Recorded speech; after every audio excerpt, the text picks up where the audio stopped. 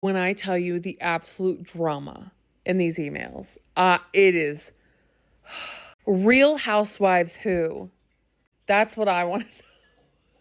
This is Stephanie, one of Blake Lively's lawyers, and she goes, you know what? We will split the time equally. You're right. 7/24, the 25th. And I'm going to guess after a spicy conversation with her clients. She sends this the next day. Ellen, Miss Lively has the right to question just like she will at trial. She's going to go first. And if you don't let us, we're going to seek relief from the court. Yeah, okay. You'd probably get it too, to be honest.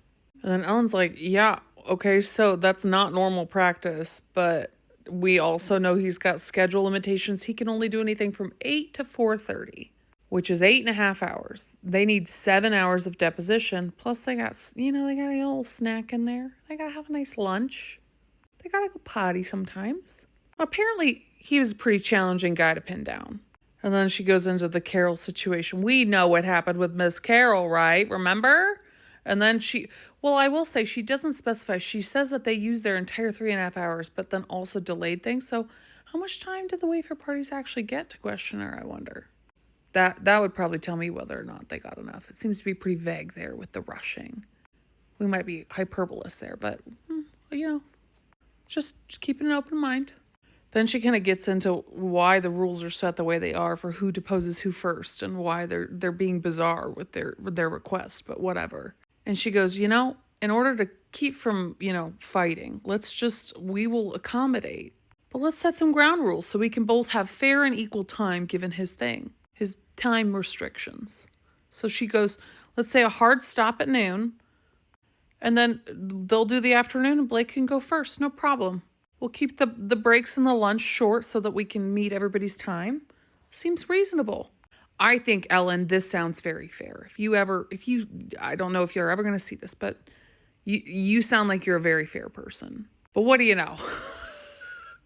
They're disagrees with the majority of everything in the email. Ooh, I'm going to have to. The witness has agreed to begin the deposition at 8 a.m. We ask all counsel to arrive and for everybody to be there right at 8. Oh, is that what your notice of deposition said? Is everybody to be there at 8? The audacity. We reserve the right to go past. Sorry, I'm going to read it like this because that's how I'm reading it in my head. We reserve the right to go past noon by any amount of time after 8 a.m. when the deposition commences. Can Sony and the Wayfarer parties please confirm a mutual agreement precisely at 8? We don't intend to take any breaks. We don't intend to take any breaks.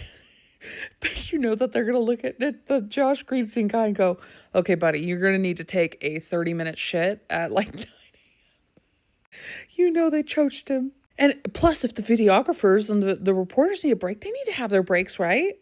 Can you guys arrange all of this and make sure all the rules are understood? Then the Wayfarer parties will have 12:30 to 4:30, We will reserve the right to reserve time to re-question him after the parties. What? And as long as you guys don't mess it all up, right? And confirm by 4:30 Eastern today. What time did they send this email? I had to scroll up and look. It's at like 12:58 p.m., so like 1 p.m. Gave him 3 hours to be like, you have to agree right now. She keeps going.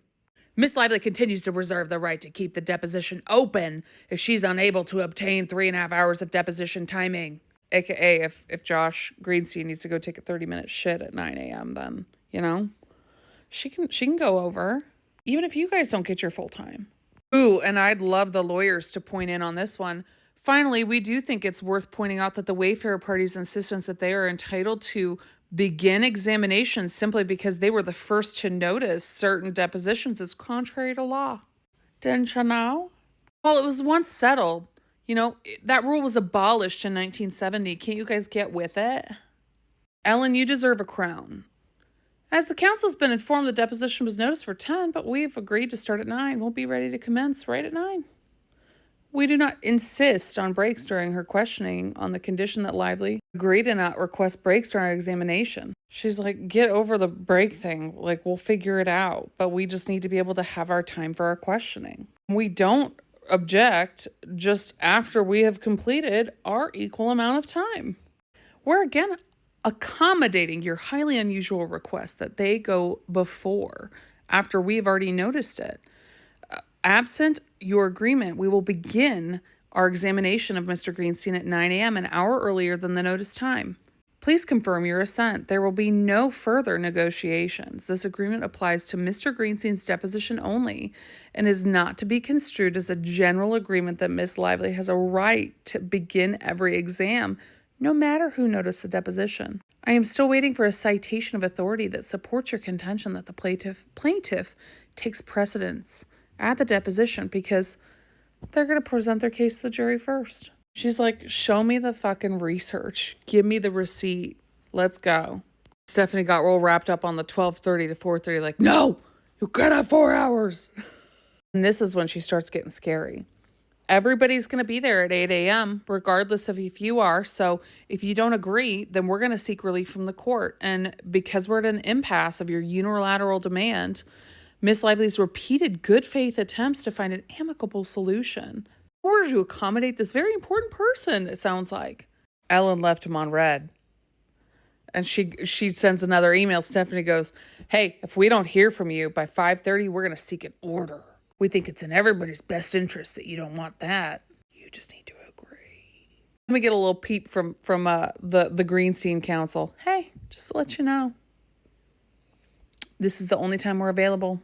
And Stephanie comes back and says, questioning will begin sharply at 8 a.m.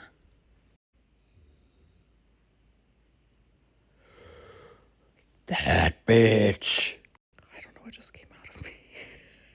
Guys, I've been drinking a while. I just had a sip of wine and I'm like... And this is why she deserves the crown. Ellen comes back and she goes, sorry for the inconvenience, but the below has a few typos corrected for clarity. Despite your last-minute machinations. What word is that? I just Googled it. It means, it's a fancy word for plot or schemes. And it says, an increasing militant demands defendants first notice Tuesdays for deposition at 9 a.m. and we will arrive promptly at 9 a.m. Further, we don't agree that you need to proceed first. We'll begin our exam promptly at 9. Fuck yeah. We will, of course, move to strike any testimony taken prior to 9. Ooh! Any testimony elicited by the plaintiff's counsel before the completion of the defendant's Queen. Yes. On a final note, the escalating demands and complaints of the plaintiff's counsel, including that our offices do not meet their standards and thus depositions must occur in the offices of the plaintiff's counsel. Oh, excuse me, our offices aren't fancy enough for you fancy pants. Unrelenting refusal agree to even the most reasonable request by the defendant's counsel, and overall efforts to intimidate and bully defendants are, to put mildly, improper. We understand that she believes she's entitled to privileges and considerations not available to ordinary litigants, and that her counsel are merely following orders, but that is no excuse.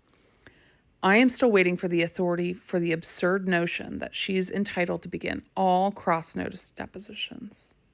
I look forward to seeing you at 9 a.m. on Tuesday. Mic drop. Ellen, you badass.